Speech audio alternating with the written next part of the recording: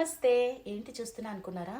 నేను చెప్పానా, మీకు చెప్పానా, నిన్న చెప్పానా ఈరోజు మంచు పడుతుందని? అదిగో 10 నుంచి చూడండి. అదుగో చంద్రముఖిలాగా మారిన గంగని చూడు అన్నట్టు స్నోతో నిండిపోయిన వింటర్ని చూడు. చూసారా ఎంత వింటర్ ఎంత స్టార్ట్ అయిపోయింది, మళ్ళీ స్నోతో నిండిపోయింది మొత్తం. రోడ్లు, ఇల్లులు, లాన్లు అన్నీ. సరిగ్గా చూసినట్టయితే ఇంకా స్నోఫాల్ జరుగుతూనే ఉంది. చూసారా బయట మామూలుగా ఉండదండో ఇప్పుడు చలో. ఈ చలిని తట్టుకొని స్కూల్కి వెళ్ళాలంటే పిల్లలకి ప్రత్యేకమైన షూజు, ప్రత్యేకమైన జాకెట్స్ ఉంటాయన్నమాట. ఈయన నా ఫాలోవర్ కాదనుకుంటండి, నిన్నే చెప్పాను మంచు పడుతుందని. కారు లోపల పెట్టుకోలేదు. చూసారా కారు నిండా ఎట్లా మంచు పడిందో. ఆ కారు స్టార్ట్ అవ్వాలంటే అరగంట టైం పడుతుందిలేండి.